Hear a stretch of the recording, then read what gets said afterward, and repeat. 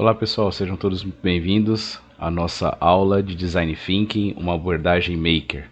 A ideia aqui é a gente conversar um pouquinho a respeito dessa metodologia maravilhosa que serve para inovar não somente no mundo corporativo, muitas empresas utilizam dessa abordagem, dessa metodologia, mas também trazer para dentro da sala de aula essa realidade e ver como que a gente pode aplicar o Design Thinking não somente em outras áreas do ensino superior, local onde eu atuo também, né, mas também trazer isso para a realidade dos nossos alunos para que a gente possa ter a abordagem maker aliado ao design thinking. Tá? Então a ideia é a gente conversar um pouquinho a respeito dessa metodologia e como que essas duas metodologias, essas duas abordagens pode trabalhar de uma maneira bastante amistosa e bastante proveitosa para o aprendizado dos nossos alunos.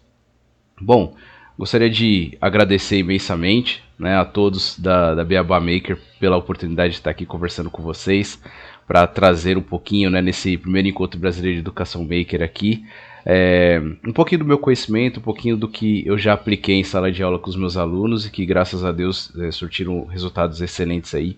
E a ideia é compartilhar esse resultado aqui com vocês e deixar aqui algumas ideias para que vocês possam pegar todas essas abordagens aqui, todas essas etapas de design thinking e colocar com seus alunos também, ter certeza que você vai ter uma turma muito mais engajada. Então, agradecer aí imensamente essa oportunidade de oportunizar a aprendizagem criativa e significativa através do design thinking. Muito obrigado a todos aí. Bom, para quem não me conhece, meu nome é Júlio César Prasso, sou professor, também e pesquisador da área de educação, sou entusiasta das metodologias ativas de aprendizagem e principalmente também das tecnologias educacionais. Desde o início da pandemia, isso foi potencializado e tenho a oportunidade, graças a Deus, de estar ajudando professores assim, iguais a você, a melhorar as aulas também, tá? Bom, aqui as minhas certificações, que foram potencializadas também com a chegada da pandemia, né? Eu já tinha as certificações de nível 1 e nível 2, e com a chegada da pandemia consegui a certificação de trainer, e depois, recentemente, a de coach. Também em outras empresas também do mercado aí tem a certificação de nível 1 e nível 2 do Adobe. Sou multiplicador Educamídia também e líder GG de grupo de educadores Google aqui de Indaiatuba, no interior de São Paulo, tá?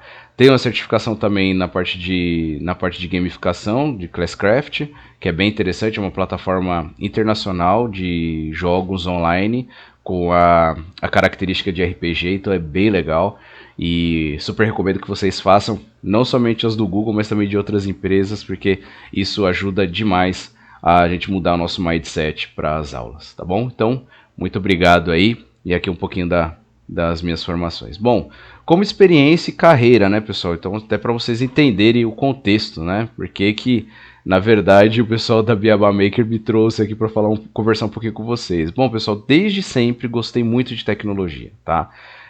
Eu sou daquele tipo de professor que sempre tá reservando o laboratório de informática para levar os alunos. Por mim, eu teria aula o semestre ano todo utilizando o laboratório de informática. Então, eu sempre fiz uso das tecnologias. Sempre fui a favor do aluno trazer o próprio... fazer uso do recurso que ele já tem, no caso, para que ele possa aprender mais, tá? Então, até comentando um pouquinho com vocês, o meu mestrado foi voltado para isso, né, para metodologias de aprendizagem e também as tecnologias educacionais, principalmente que os alunos já tinham em mãos, que era o smartphone, tá? Que é até hoje, na verdade, né, os pequenininhos já pegam, já têm a habilidade de manusear. Então, eu sempre busquei juntar a tecnologia que o aluno já tinha para que pudesse aprender mais, né? Então, trazer em sala de aula. Então, aqui, alguns alunos vão falar, professor, na aula do professor tal, ele pede para guardar. Aqui chega na sua aula, você pede para pegar o celular.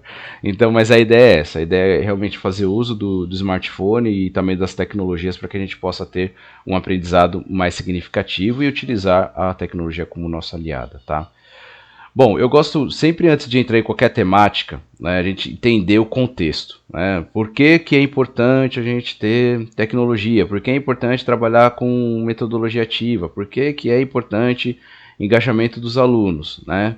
Por conta do que vem acontecendo no mundo. E assim como eu sempre inicio uma aula com os meus alunos trazendo o contexto para que eles possam entender o porquê que eles estão aprendendo determinado assunto, também gosto também nas formações de professores trazer o contexto e que a gente está vivenciando, para que não seja algo solto, algo que a gente aprende só por aprender e vai jogar isso dentro da gaveta e não vai ter significado nenhum. E a ideia não é essa, a ideia é que eu traga aqui o contexto para que vocês possam entender o porquê que é importante a gente utilizar, no caso aqui, o Design Thinking para que a gente possa ter uma abordagem maker com os alunos, tá? Então, o mundo educacional que a gente vive hoje, pessoal, isso aqui é uma pesquisa do Instituto Península, em que estão os principais desafios do ensino remoto, tá? Aqui é uma das pesquisas, pessoal, mas tem milhares aí que a gente pode se embasar para que a gente possa justificar a aplicação de metodologias, tá? E aí existe um ranking, né, de desafios do ensino remoto. A falta de infraestrutura e conectividade dos alunos, isso é uma coisa que é bem clássica já, né? Desde o início da pandemia a gente se surpreendeu em que mais de 40% dos nossos alunos, até mais que isso, muito mais, não tem acesso à internet, não tem um smartphone, né? Às vezes tem muito problema com conexão, tem escola que não tem internet, e isso representa 79%. Depois foi mapeado, né, dificuldades para manter o engajamento dos alunos, e aqui que eu quero focar com vocês um pouquinho, né? Por isso que a gente vai conversar um pouquinho sobre Design Thinking e também como que essa metodologia pode, trabalhado com abordagem maker, potencializar esse engajamento, tá? Nós temos também falta de conhecimento de recursos e também comunicação e acessibilidade comunicacional, né? E aqui entra também a parte de acessibilidade dos alunos e portadores de necessidades especiais. Eu sempre gosto de, em todas as formações que eu gosto de colocar em pauta, né, esse tipo de assunto, porque a gente precisa realmente olhar para esses alunos também, né? Então a gente precisa se tornar acessível, fazer com que a tecnologia seja acessível para esses alunos também e as metodologias trabalhem dessa forma, tá? E aí o que deixa claro para nós, pessoal, a gente precisa engajar os alunos para continuar no jogo. Então, muitos alunos, muito pai de aluno, enfim, as instituições estão cobrando muito, nós docentes, essa parte de engajamento, tá? Não dá mais para a gente ficar passando slide, né? A gente pegar e fazer esse método que eu estou fazendo aqui com vocês, tá? Montar 87 slides e passar ali 3 horas falando e o aluno lá passivo só prestando atenção, tá? A gente precisa realmente tornar essa aula mais engajada, mais ativa, fazer com que o aluno desde o início do primeiro slide ou então dos primeiros minutos ali, depois do boa tarde, já coloque a mão na massa, já saia fazendo, tá? E eu tenho plena certeza que as metodologias ativas de aprendizagem, como eu venho observando, juntamente com as tecnologias educacionais, podem potencializar esse entrosamento, esse engajamento dos alunos, tá? Então, tá aqui, né, o ambiente, esse é o cenário, tá, de dificuldade que nós temos, de engajar os alunos. E para isso a gente precisa mudar a nossa estratégia, pensar como que a gente pode mesclar uma ou duas estratégias para que a gente possa tornar o aluno mais ativo no processo, tá? Falando agora de Design Thinking, tá? Que é o foco aqui da nossa conversa. O Design Thinking, pessoal, aqui está o Tim Brown, né? Que é o pai dessa metodologia, tá? Ele aplicou, na verdade, o início da metodologia foi no ramo corporativo, né? Nos Estados Unidos, nas empresas de inovação da Ideal, né? Do qual ele não é mais CEO hoje, mas foi um dos fundadores. E essa Ideal, ela tinha por objetivo inovação, criatividade, realmente ter equipes multidisciplinares desenvolvendo produtos e serviços que fossem inovadores e também, claro, que levassem em consideração o que a gente chama de Human Centered Design, né, que é o HCD, que na verdade, são soluções centradas no ser humano, tá? E o Design Thinking, é uma metodologia que visa realmente o ser humano prover soluções para as necessidades específicas dos seres humanos. Aqui nós temos uma prévia, né, do que é o conceito de Design Thinking, tá? É uma metodologia de desenvolvimento de produtos e serviços focados nesses desejos, limitações dos usuários e as necessidades, tá? E o grande objetivo do Design Thinking, pessoal, é converter essas dificuldades, limitações e benefícios para as pessoas. Então, através das pessoas, a gente consegue gerar soluções que sejam inovadoras, tá? Aqui nesse link eu deixei para vocês, eu vou deixar esse material com vocês, é um vídeo de desenvolvimento de um carrinho de supermercado. Tá? Uma coisa simples que todo mundo já conhece, a tecnologia antiga que está aí nos supermercados.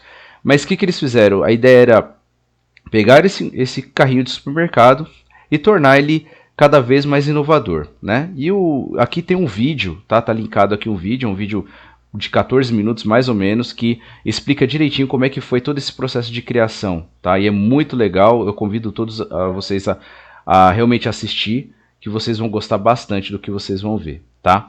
E aí o resultado disso, né? Olha só, nós saímos de um carrinho de supermercado simples, né, de alumínio, para uma verdadeira inovação. Tudo isso utilizando essa metodologia, tá? É importante ressaltar, pessoal, o que tem de característica que é muito legal para trabalhar com os alunos, tá? Primeiro de tudo, trabalhe em grupo, tá? Então você vai botar o seu aluno para trabalhar em grupo, para trabalhar de forma ativa no processo desde o primeiro dia de aula, tá? Então desde o primeiro encontro, da primeira fase, você já tem os alunos trabalhando em grupos, tá? Sugestão, né? O porquê que o carrinho saiu desse jeito, então o que colaborou para que o carrinho fosse tão inovador, né? Equipes multidisciplinares, tá? O que eu quero dizer com isso? Aqui no desenvolvimento desse carrinho existiam biólogos, psicólogos, engenheiros, geógrafos, que mais? Historiadores, professores, tá? Pedagogos estavam envolvidos na criação desse carrinho de supermercado. Então, assim, era uma equipe multidisciplinar. E é uma sugestão que eu deixo para vocês também, dependendo da faixa etária com que você trabalhe na sua escola, ou então até com abordagens diferentes. Então você pode ter uma turma de alunos, às vezes, na mesma turma, só que cada aluno trazendo um conhecimento específico ou conhecimento prévio que ele tem para tornar as soluções ainda mais inovadoras. Então é isso que torna esses projetos tão inovadores. O Design Thinking, ele prega isso, né, de que você precisa ter equipes multidisciplinares para que você possa ter soluções cada vez mais inovadoras. Eu tenho plena certeza que se esse carrinho fosse desenvolvido somente por engenheiros, ele sairia de uma outra forma, tá? Porém, como ele foi multicultural a criação, vocês podem ver que ele é bem inovador, ele é anatômico, ele tem um design arrojado, ele tem facilidade, ele é prático, né? Então vocês podem ver que o traçado dele realmente deixa claro que foi uma equipe que tinha diversas visões para poder criar, tá? E isso a gente pode e deve aplicar com os nossos alunos, tá bom? Bom, e aí, pessoal, aqui um fluxograma básico das etapas, né, das fases do Design Thinking. Tá? Basicamente, nós temos aí um processo de empatia, depois de definição, depois de ideação, prototipação e teste. Ah, professor, poderia colocar mais fases? Como que eu faço para distribuir isso dentro do meu semestre, do meu ano letivo? Pessoal, tudo aqui é passível de adaptação. É uma coisa que eu sempre aprego com as formações dos professores também. Toda vez que vocês pegarem uma metodologia ativa, adapte a sua realidade, porque nem sempre a gente vai ter uma internet, nem sempre a gente vai ter uma turma que às vezes é tão engajada, ou então às vezes tem uma turma que precisa de mais atenção para poder produzir mais. Então você pode adaptar qualquer uma dessas fases aqui para que você possa tirar melhor proveito do principal objetivo, que é a aprendizagem dos alunos, tá? Então fiquem à vontade para tornar esse processo da empatia, da definição, ideação, prototipação, teste modulado da forma que vocês acharem necessárias, tá bom? Então eu vou definir para vocês aí, eu vou comentar com vocês cada uma dessas fases aqui, tá? O que tem de cada uma dessas fases que é importante e principalmente tendo uma abordagem maker, tá? Vocês vão perceber que a abordagem maker ela cabe aqui dentro de cada uma dessas fases e com certeza vai tornar os projetos dos alunos ainda mais significativos, tá? Vamos lá, pessoal. Primeira fase, que é a fase da empatia, tá? E quais são as atividades que os alunos têm nessa fase da empatia? Formação dos grupos, então esse é o primeiro contato que você vai ter com a turma, você vai ter que formar os grupos. Como eu disse para vocês, fica a dica. Turmas interdisciplinares ou então quebrar as panelinhas. Isso é uma coisa que eu adoro fazer, os alunos não gostam muito, mas é muito bom porque depois o resultado final fica muito melhor, que é sortear os alunos. Você pode montar uma tabela de Excel, por exemplo, e fazer um sorteio lá, né? Um sorteio aleatório para que as pessoas caiam em grupos diferentes, tá? Porque isso vai tornar o grupo muito mais engajado, muito mais desafiador. Eles vão trabalhar com pessoas que não conhecem, tá? E realmente vai ser bastante desafiador para todos eles, tá? Bom, pesquisa na internet sobre o problema, então é muito importante que se tenha um problema para poder resolver, tá? O Design Thinking ele exige isso, tá? Você precisa ter um problema e um problema da realidade, da sociedade, pessoal. Isso que é muito legal, você quebra as barreiras da sala de aula, você traz problemas do que a sociedade vivencia, tá? E daqui a pouco eu vou comentar sobre essas fotos que vocês estão vendo aí. Coleta de dados estatísticos e fontes confiáveis de informação. É muito bom a gente se tornar, pessoal, o que é legal também, mediador do conhecimento, tá? Um tutor, um orientador do aluno. Então a gente vai orientar os alunos aonde buscar fontes confiáveis de informação, onde buscar informação, para que eles possam ter um projeto que realmente seja significativo em cima de dados confiáveis, tá? Brainstorm da situação problema, então o que eles já conhecem? Né? O que os alunos já conhecem a respeito desse problema que eles estão querendo estudar? Por exemplo, falta de água, por exemplo. O que se conhece de falta de água? O bairro desse aluno, será que falta água? Então, colocar para os alunos. Então, falta água no seu bairro? Como que o pessoal faz lá? O pessoal coleta água de chuva? Não? Como é que é feito tudo isso? Então, realmente, a gente se tornar indagadores dos alunos. Não trazer resposta pronta, mas realmente colocar ali questões para que eles possam correr atrás da informação, tá? Estudo de ecossistemas de startups. Isso daqui é muito bacana, pessoal, porque startup é uma empresa que nasce de uma ideia e geralmente essas ideias são geradas através de um problema da sociedade. Isso aqui você pode trazer para os alunos, cabe muito bem em qualquer faixa etária, fica muito legal. E se conhecer como nasce uma startup, que é voltado para o empreendedorismo, que tá ligado aqui com o que a gente vai conversar, tá? Qual é a dor do cliente ou então daquele usuário final? Né, você conversar com as pessoas, né, qual que é a dor, o que eles enxergam, o que eles sentem, o que eles veem, né, daqui a pouco a gente vai ver uma ferramenta bastante interessante que vai nos ajudar nisso. Como resolver a dor do cliente e desse mercado, então dessa comunidade que é próxima da escola, né. Falando aqui sobre uma abordagem maker, né, eu quero desenvolver protótipos que sejam de baixo custo, para que posso utilizar tecnologia simples, barata com as minhas crianças, mas será que não é legal pegar um problema da sociedade e trazer para que eles desenvolvam, tenham essa abordagem maker, mas tendo em vista o problema que a sociedade vivencia? Isso é muito legal, tá? E aí eu quero ressaltar aqui essas imagens com vocês. Isso daqui são os alunos, tá? Antes da pandemia, indo a campo, tá? Então isso que é legal. Eles vão a campo conversar com as pessoas. Tá? Então essa é a ideia, que eles vão a campo, conversem com as pessoas, conversem com moradores, conversem com as pessoas de terceira idade que vivenciam aquele problema que eles estão estudando, para que eles possam ter a visão do usuário final com relação aos problemas que ele vivencia. Porque aqui, na verdade, pessoal, assim, até abrindo um parênteses aqui comentando, dentro da sala de aula, eles vão ter ideias maravilhosas que eles vão defender com unhas e dentes, eles vão falar que é a melhor coisa do mundo, que vai resolver todos os problemas do mundo. Só que acontece o seguinte, quando eles chegam para entrevistar as pessoas, eles vão ver que aquela solução, que eles já partiram para a solução, que não é para fazer isso, vai cair por terra, porque as pessoas vão trazer outro ponto de vista. Tá? Então isso que é legal, porque isso acaba fazendo com que o aluno articule melhor as ideias, crie novas coisas e até deixe de lado um pouco o orgulho, né, dessa coisa da minha ideia ser melhor do que a de todo mundo. Aqui, pessoal, isso é colocado à prova, tá? Porque eles conversam com as pessoas. Após fazer as entrevistas, o que eles fazem? Eles vêm para a sala de aula e já começam a conversar, a discutir, começam a criar, começam a raciocinar a respeito daquilo, né, do que eles ouviram das pessoas. Eles vão colocar isso no papel. Tá? E aqui eles podem trabalhar com post-it, trabalhar com cartolina, trabalhar com, enfim, com todos os tipos de tecnologia antigas, vamos dizer assim, baratas, para que possam desenvolver as soluções, tá bom? Muito importante que eles conversem bastante. Uma ferramenta bem interessante que dá para trabalhar tanto no físico com uma cartolina grande ou então no Jamboard, de maneira eletrônica, é o mapa da empatia. O mapa da empatia vai resumir tudo o que é essa pessoa, essa persona, na verdade, né? Essa pessoa esse usuário final com que eles querem resolver esse problema, né, da sociedade, tá? Então, é muito legal que eles trabalhem de uma maneira colaborativa, aqui como vocês podem ver aí nos post-its, né, eles podem ir colocando as ideias dele, para poder definir quem que eles querem atender da sociedade. Não dá para atender todo mundo. Nós vamos atender o quê? Pessoas de terceira idade, do sexo feminino, que geralmente utilizam médicos de toda semana, ou então vão ser adolescentes que do sexo masculino, que gostam de se vestir bem, gostam de usar perfume, gostam de sair. Então, essa é a persona, com as características, tá? Então é importante que eles deixem muito claro quem que eles querem atender aí com as soluções deles, tá?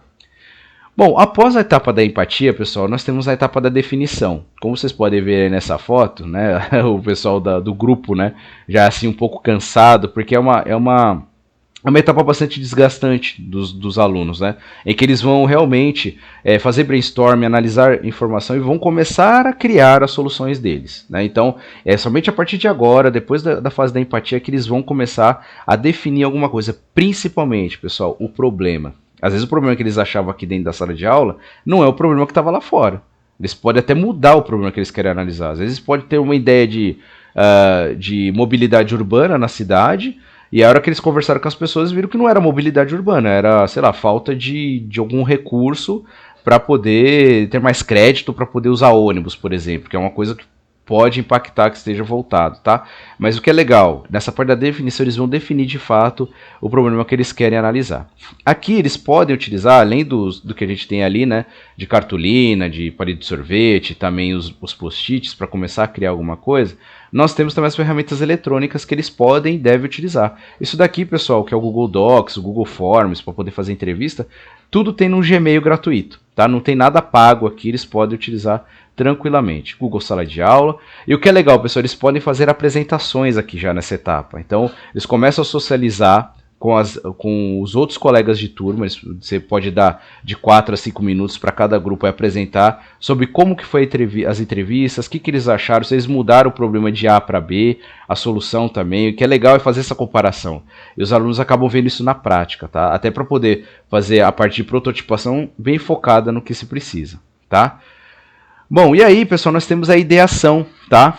Então, eles vão gerar mais ideias, né? Aí estão o mural de brainstorm, ali na parte prática também, ali no físico, né? O pessoal utilizando post-it. Então, realmente, tem uma discussão também cada vez mais relevante aí. Então, está cada vez mais focada no problema que eles querem resolver, tá? Então, nessa parte de ideação, vão começar a surgir algumas soluções de uma maneira um pouco mais focada. Tá? Então, principalmente, foco no problema do cliente. Porque lá na primeira fase, o que eles tinham? Eles estavam focados em algum tipo de problema que era da cabeça deles, não era do cliente. Tá? Então, é importante que aqui eles já vão lapidando cada vez mais. Tá? E olha só, e aqui, pegando já uma abordagem maker, né? A etapa da prototipação, onde fica bastante veemente o que eles vão criar. O que eles vão criar para poder resolver esse problema? Né?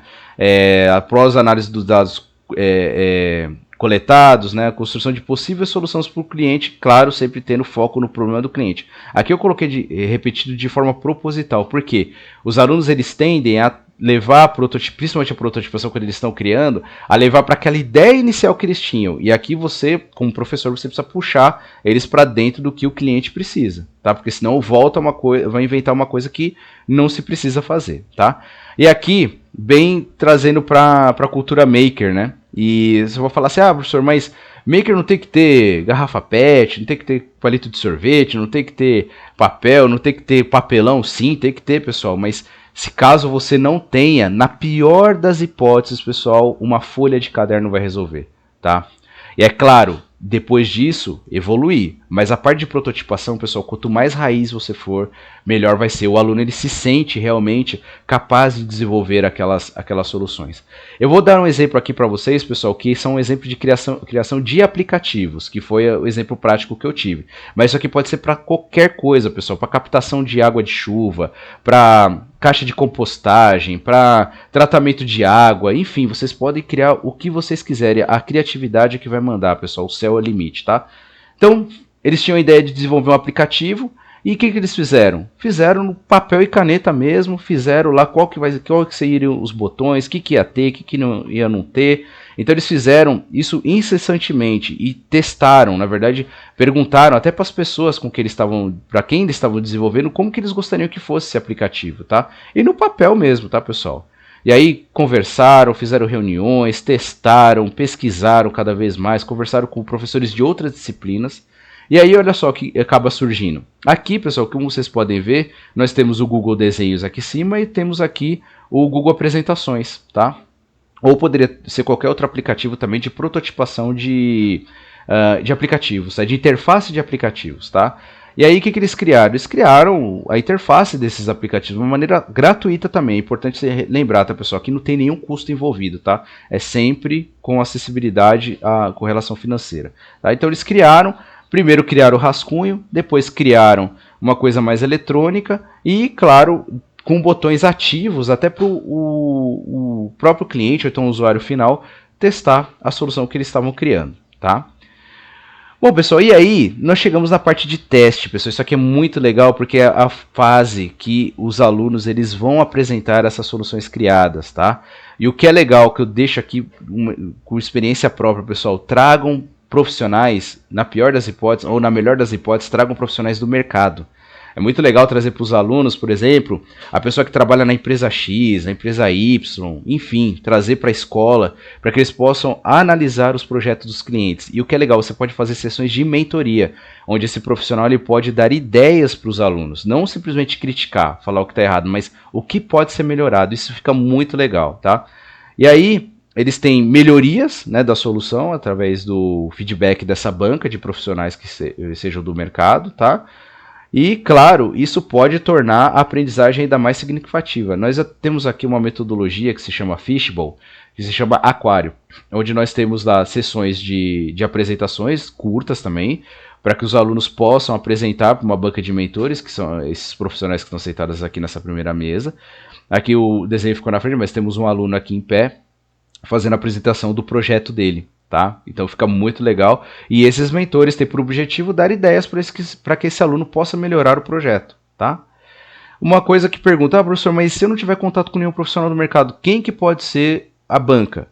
Professores das demais disciplinas, pessoal. Traga os professores, agenda, planeja isso no início do período letivo, planeja uma data para trazer esses professores das outras disciplinas, que isso fica muito legal, porque eles podem dar sugestões com relação à perspectiva da disciplina deles. Isso fica muito legal, pessoal. Da disciplina da abordagem matemática, o que poderia melhorar na parte de cálculo, né? O que a matemática poderia contribuir, o que ciências poderia contribuir com esse projeto dos alunos, a parte de literatura, de português, enfim, geografia, né, história. Então fica muito legal, pessoal. Eu deixo essa sugestão para vocês, tá? Aqui você pode fazer também no modelo online, que está aqui, né? Na verdade a minha foto está na frente aí, mas tem os alunos online também, dá para fazer essas apresentações dessa forma. Aqui foi um evento que nós fizemos na instituição, onde nós convidamos pessoas da parte de empreendedorismo, que era o caso aqui, né? Então eles vieram de uma maneira até social, assim, né, da própria cidade, para poder estimular o empreendedorismo na cidade. Foi muito legal, os alunos adoram. Claro que eles têm frio na barriga de apresentar para profissionais que eles não conhecem, mas ao final todo mundo gostou muito, tá, pessoal? Então fica muito legal, tá? E aí, depois dessas sessões, você pode pedir para os alunos melhorarem a solução, tá? Então eles podem fazer um brainstorm, fazer ajustes nessas soluções que eles fizeram, que eles apresentaram, para que possa melhorar cada vez mais aí esses protótipos que eles criaram, tá? E aqui, pessoal, a gente falou de sessões de Fishbowl que foram apresentações, tá? Mas pode ser uma feira maker, por exemplo, que você pode ter os alunos apresentando esses projetos. Fica muito legal, os alunos adoram. E também, pessoal, convide os pais. Fica muito bacana, tá? E aí, pessoal, aqui eu trouxe, além dessa conclusão, no caso, chegando aqui no final da minha fala, falando de empreendedorismo, tá? Aprender algo novo, né, para a vida inteira, tá? Aqui no caso, empreender, mas, pessoal, tanto o Design Thinking quanto a cultura maker, pessoal, é um aprendizado para a vida toda. A gente com certeza vai levar esses aprendizados para do resto da nossa vida, para a nossa vida profissional, e é legal deixar isso muito claro para os alunos, tá? E aí eu queria dar destaque aqui, todos esses símbolos que vocês estão vendo aí na tela são símbolos das startups, né, que foram criadas para gerar as soluções lá de baixo custo, tá, com o uso do Design Thinking, tá?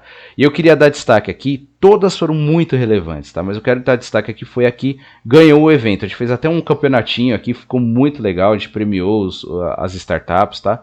Mas eu quero dar destaque aqui, ó, para a GrowUp. A GrowUp, ela desenvolveu um aplicativo para evitar, na verdade, para cuidar de pessoas com fortíssima depressão e com tendências ao suicídio, tá?